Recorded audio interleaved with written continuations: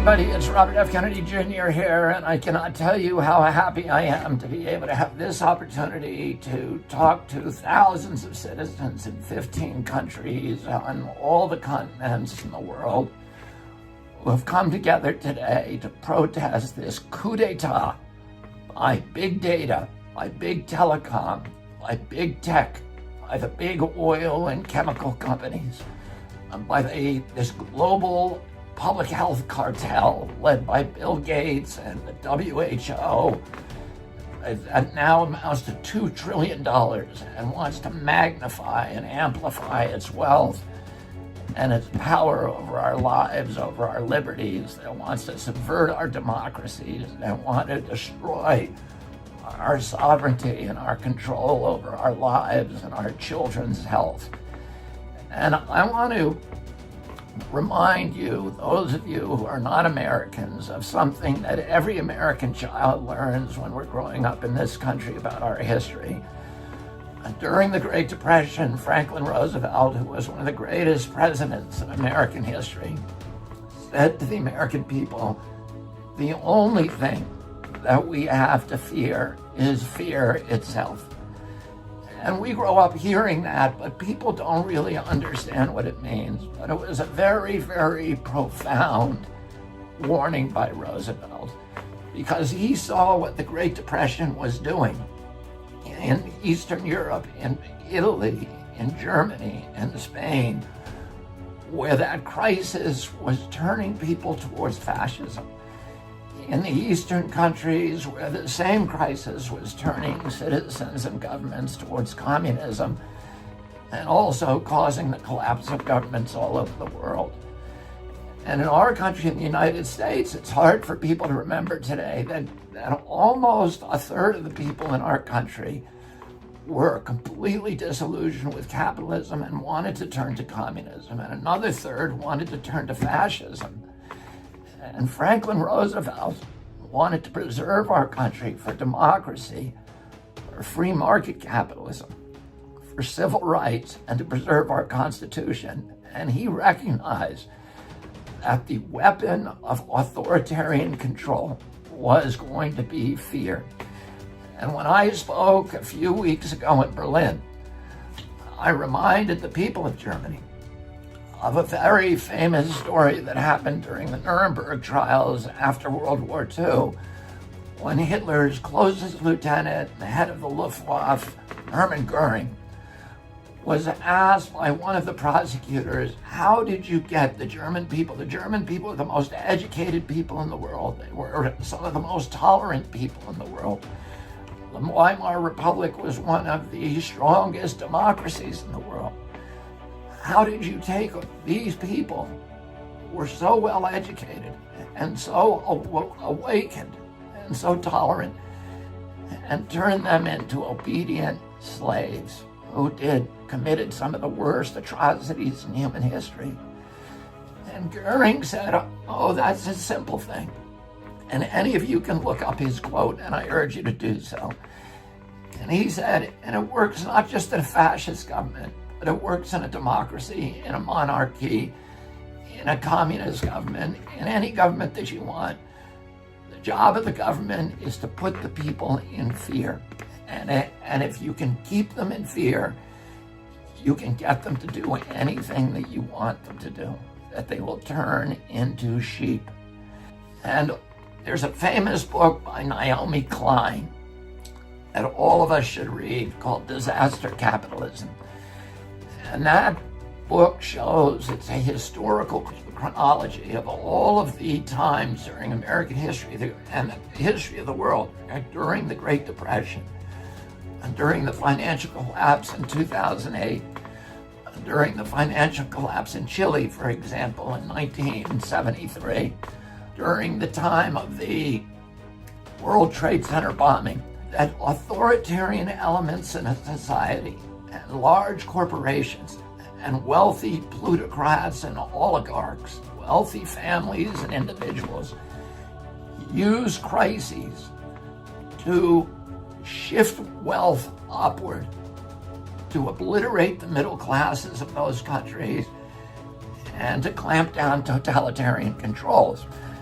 And of course, it's an obvious thing that people who are used to voting for their governments are not going to vote for policies that make the rich people richer, that give corporations even more power over their lives, that reduce democracy and reduce civil rights. These are not good vessels for populism. In order to transform the government so that it will reward the rich with even more wealth, the people who want to do that in the large corporations, who want to orchestrate that kind of change, have to get rid of civil rights. And the first civil right that they begin with is freedom of speech. They need to clamp down censorship, because censorship is the most important right. In our country, we put it number one, the First Amendment of the Constitution, because all the other rights depend on it. If a government can hide what it's doing, it can get away with anything it wants. If a corporation can lie to you and conceal information, if there's no transparency in a democracy, you do not have a democracy. So if you want to get rid of all the other rights, like freedom of assembly, which you are exercising today, some of you are exercising at great threats. Some of you will suffer. Some of you will be jailed. Some of you will suffer injuries. But that is a basic right. The right to freedom of expression, the right to jury trial, the right to freedom of religion, the right to privacy, the right to have governments that don't spy on you and keep your information. All of those other rights can only be subverted if they begin by imposing censorship, by being able to silence people who want to speak.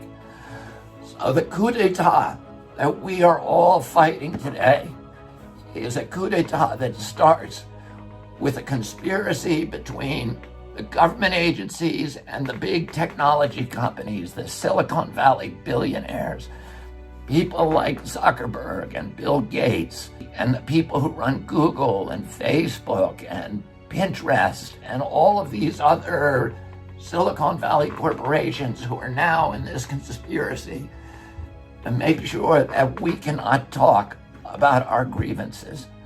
We cannot say bad things about pharmaceutical products. We cannot question government policies that make no sense to us.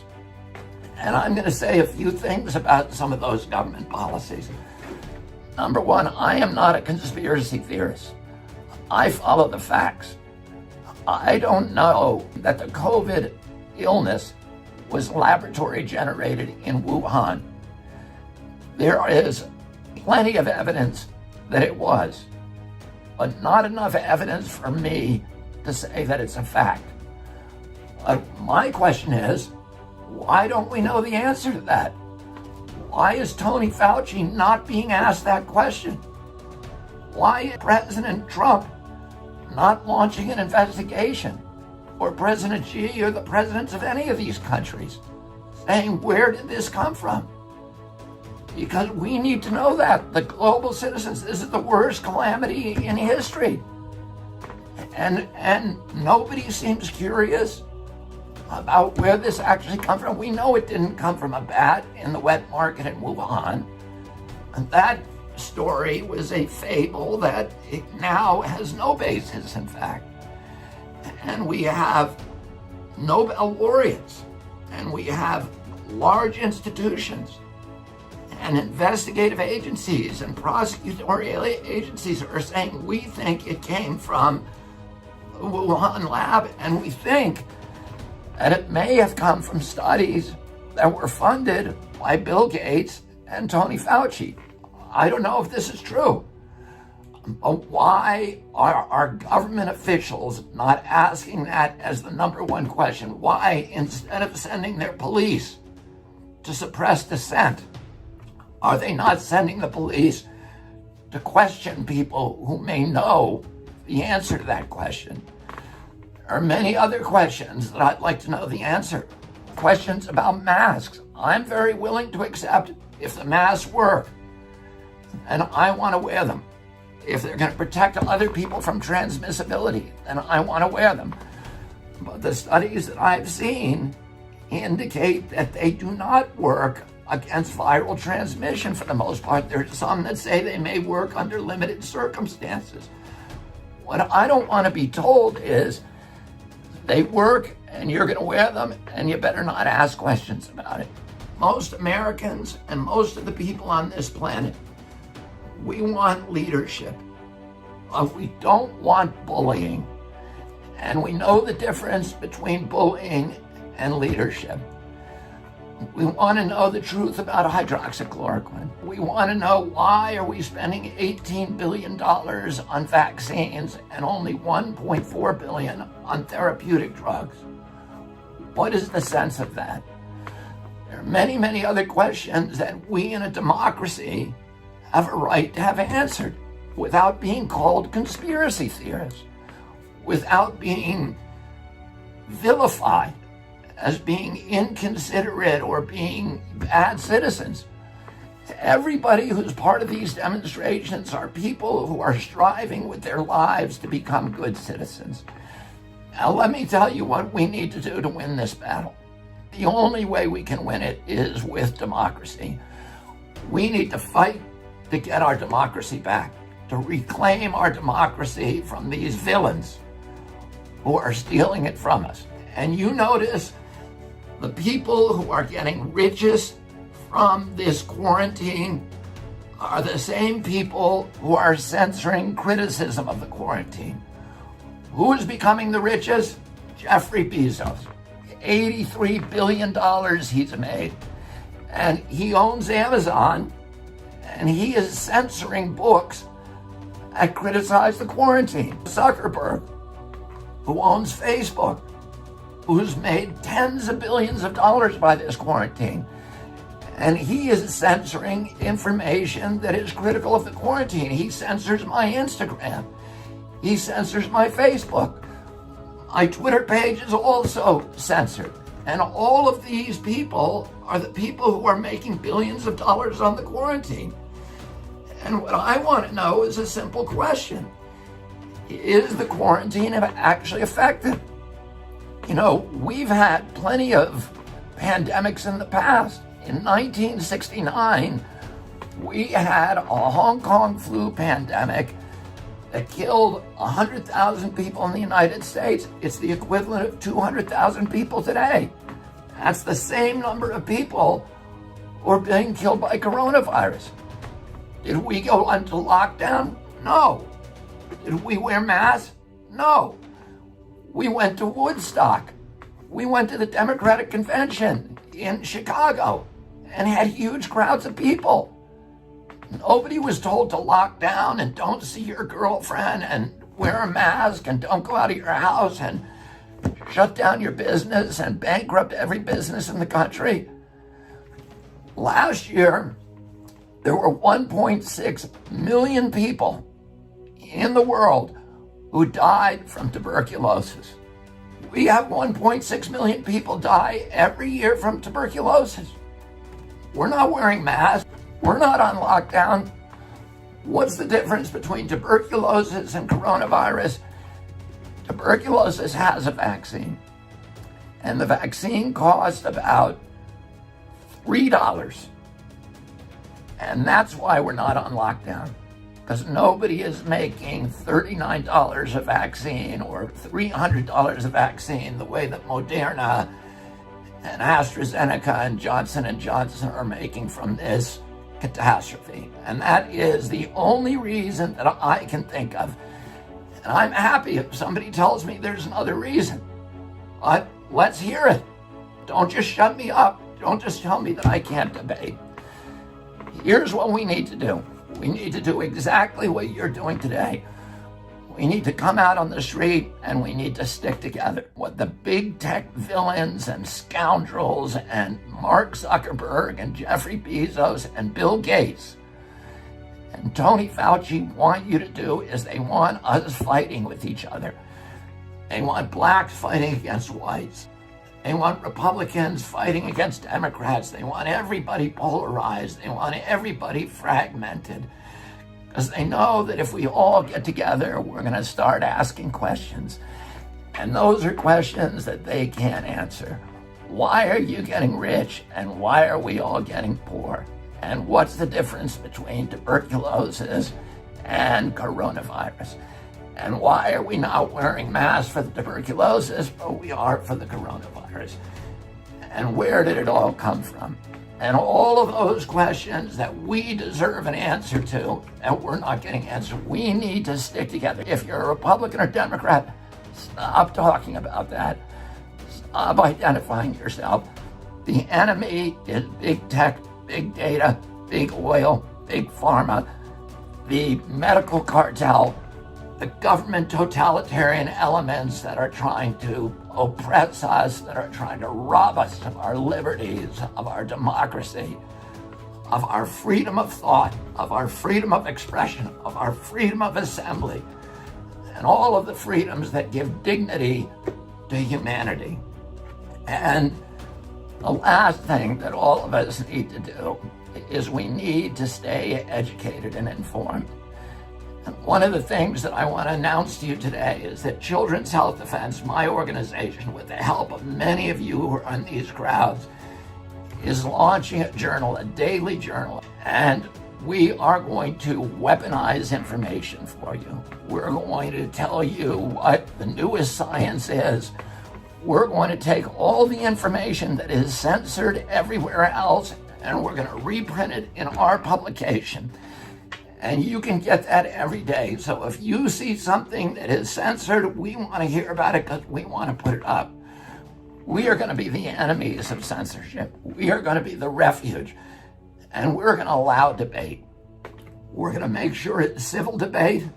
We're going to encourage people to be nonpartisan. We're going to allow people to come and have different opinions than us. We are not scared of debate the way pharmaceutical company and Bill Gates and Mark Zuckerberg and Jeffrey Bezos and Tony Fauci are terrified of debate.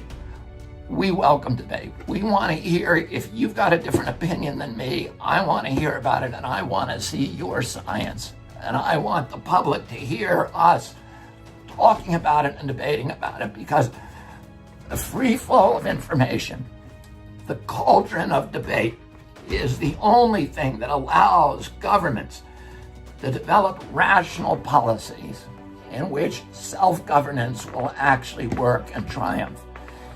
You are on the front lines of the most important battle in history, and it is the battle to save democracy and freedom and human liberty and human dignity from this totalitarian cartel that is trying to rob us simultaneously in every nation in the world of the rights that every human being is born with. So thank you for your courage, thank you for your commitment, and thank you for your brotherhood. And I can pledge to you that I will go down dying with my boots on, fighting side by side with all of you to make sure that we return these rights and preserve them for our children. And I will see all of you on the barricades. Thank you.